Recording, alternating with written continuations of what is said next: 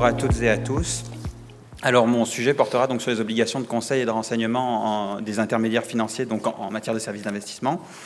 Il est possible de constater dans la jurisprudence de l'importance de ces obligations en matière de services d'investissement. De nombreuses décisions sont venues traiter de ces obligations, en fait, avec plus ou moins de détails dépendamment des décisions.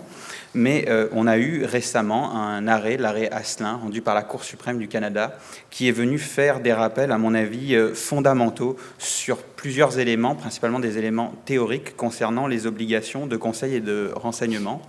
Donc l'idée dans cette présentation, je vous avertis déjà, c'est pas d'analyser en détail l'arrêt Asselin, mais c'est plutôt de s'en servir comme un tremplin pour prolonger justement les réflexions que cet arrêt est venu faire sur les obligations de conseil et de renseignement, et pour que je puisse aussi vous proposer mes propres réflexions sur ces obligations.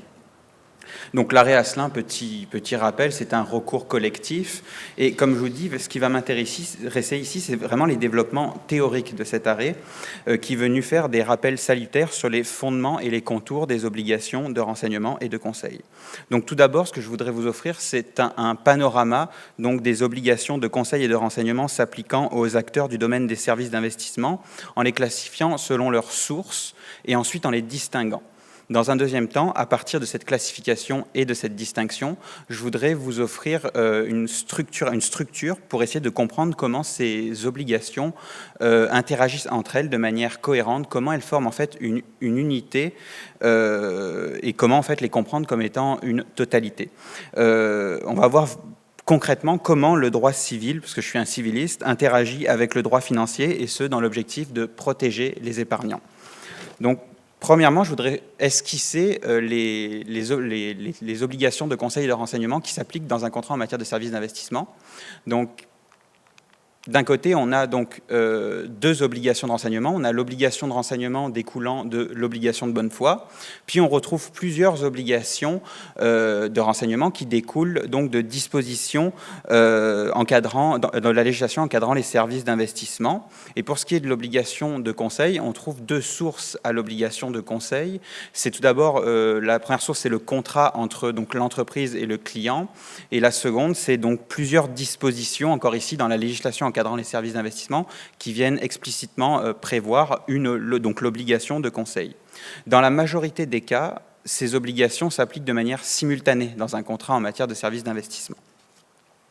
Donc, première obligation sur laquelle je vais m'arrêter, c'est l'obligation de renseignement découlant de l'obligation de bonne foi. C'est une obligation qui est d'origine jurisprudentielle. Elle a été dégagée dans l'arrêt Banque de Montréal contre Bail, qui est un arrêt de la Cour suprême rendu en 1992. Mais, détail très important, l'arrêt Bail est venu fonder cette obligation sur l'obligation de bonne foi, qui se retrouve donc depuis l'entrée en vigueur du Code civil du Québec en 1994 aux articles 6 et 1375 donc du Code. C'est une obligation également à caractère général. Et ça a été rappelé tant par l'arrêt Bail que l'arrêt Asselin, c'est-à-dire que c'est une obligation qui s'applique à tous les contrats, et c'est une obligation aussi qui s'applique tant lors de la formation du contrat que lors de son exécution. L'arrêt Bail est venu fixer des critères pour établir un manquement à l'obligation d'enseignement. Ces critères sont essentiels à saisir pour pouvoir comprendre ce qu'est l'obligation d'enseignement découlant de la bonne foi. Donc le premier critère, c'est celui de la connaissance présumée ou réelle de l'information par l'intermédiaire. Il faut établir cet élément-là. Le critère de la connaissance réelle, je ne m'attarderai pas dessus, c'est assez évident à comprendre. Par contre, la connaissance présumée est un critère qui peut recevoir une connotation particulière dans un contrat en matière de services d'investissement. Pourquoi ? Parce qu'on présume de la connaissance d'un fait lorsque la partie est généralement experte dans le domaine du contrat.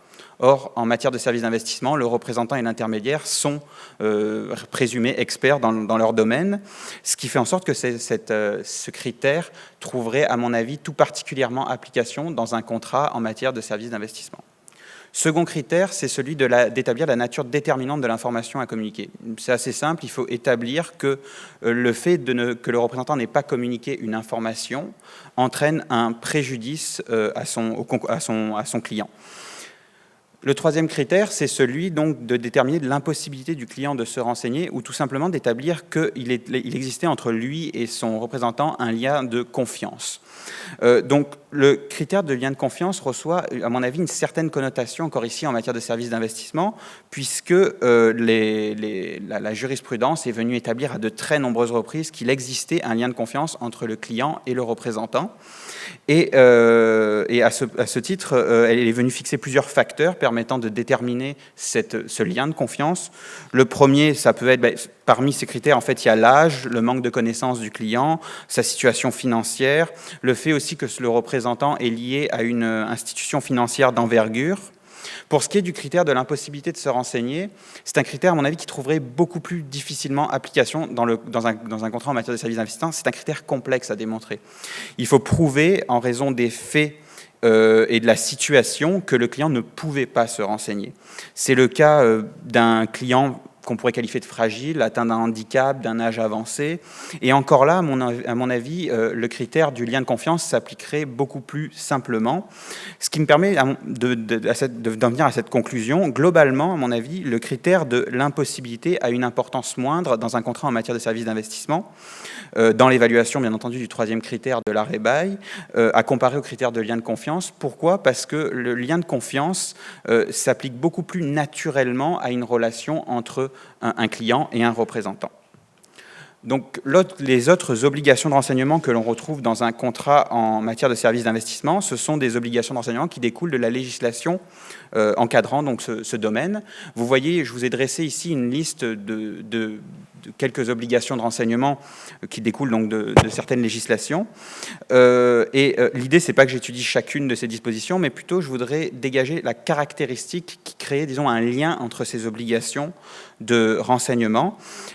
L'ensemble de ces obligations de renseignement, elles visent en fait à contraindre le représentant à fournir un renseignement en particulier, un renseignement qui est déterminé, qui est précis, et donc elles visent un nombre limité d'informations.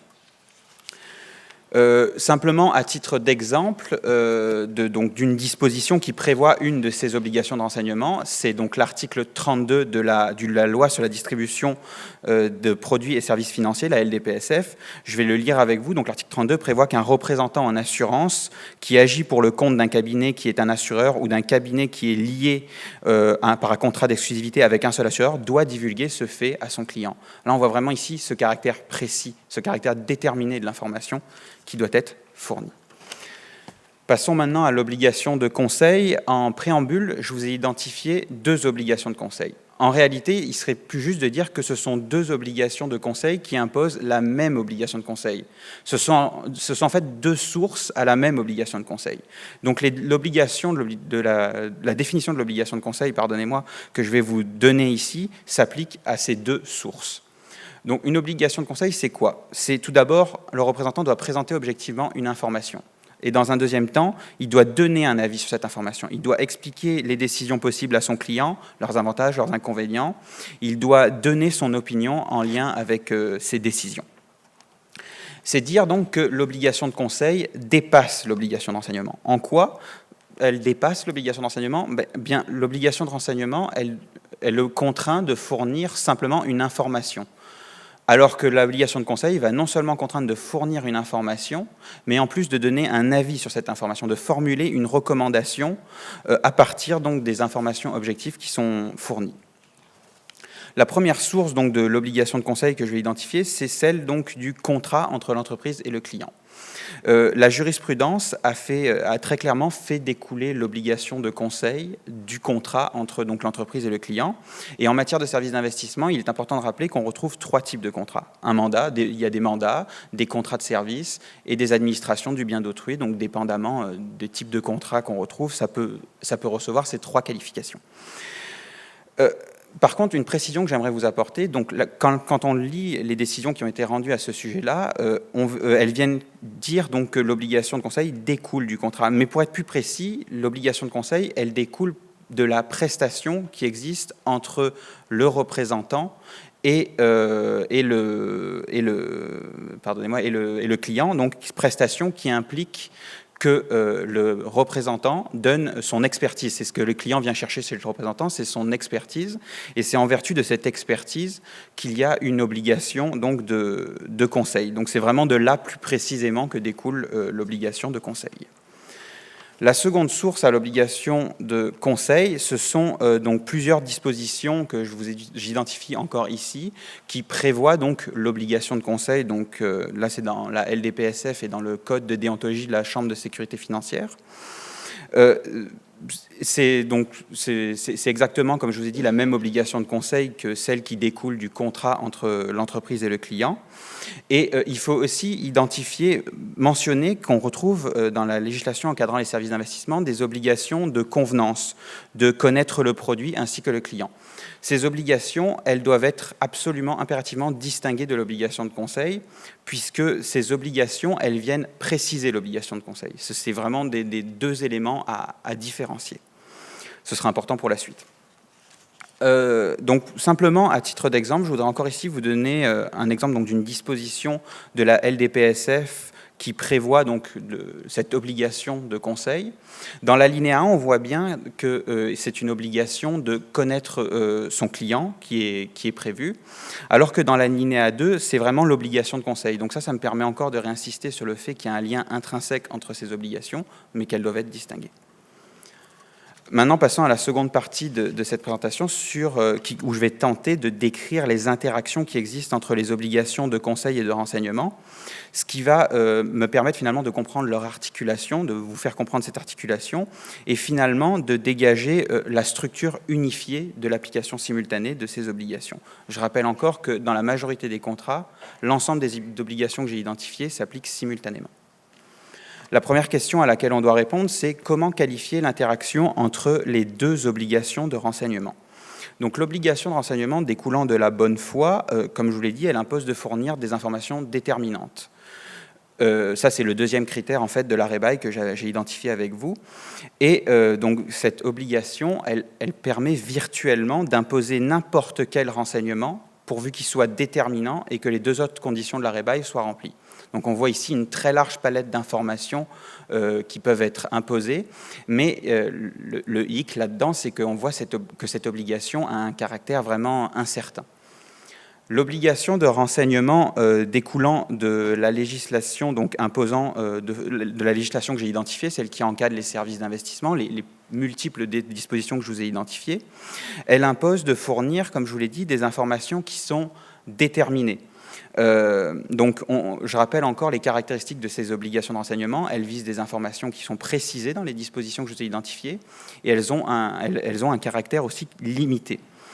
Et c'est là où on voit finalement commencer à apparaître, disons, l'interaction qui naît entre ces obligations. C'est en fait l'interaction entre une règle générale, l'obligation de renseignement découlant de la bonne foi, et des obligations de renseignement et des règles particulières qui sont en fait les obligations de renseignement qui découlent de la législation, donc la législation que je vous ai identifiée.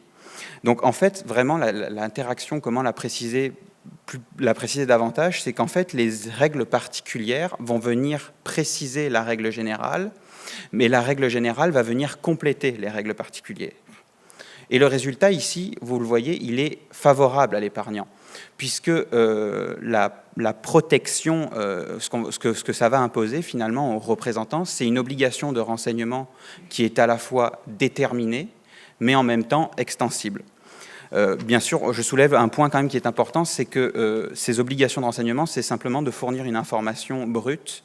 Et donc on voit rapidement que l'épargnant pourrait être surchargé d'informations dans ce cas-là. D'où l'importance d'ailleurs de l'obligation de conseil. Donc maintenant, passons à la seconde question à laquelle répondre, c'est comment qualifier l'interaction entre les deux obligations de conseil que je vous ai identifiées. Donc, comme je vous le dis, les deux obligations de conseil que je vous ai identifiées imposent la même obligation de conseil. Ce sont donc vraiment deux sources à la même obligation de conseil. Donc, il existe finalement, ces obligations sont finalement assez indifférenciées, similaires en fait. Ce qui me pousse à conclure que ces obligations, elles s'appliquent de manière parallèle, puisqu'elles interagissent entre elles et qu'elles interagissent finalement entre elles de manière conjointe, donc vraiment l'une à côté de l'autre. Encore ici, je voudrais préciser le résultat. Le résultat, il est encore ici favorable à la protection de l'épargnant, puisqu'il y a en fait un accroissement des sources d'application de l'obligation de conseil. Un rappel très important, cependant, c'est que quand je vous ai parlé de l'obligation donc de convenance, de connaître le produit ainsi que le client, l'interaction qui existe entre ces obligations qui sont, comme je vous l'ai dit, intrinsèquement liées avec l'obligation de conseil, eh bien ici, en fait, on se retrouve face à une interaction entre une règle générale et des règles particulières.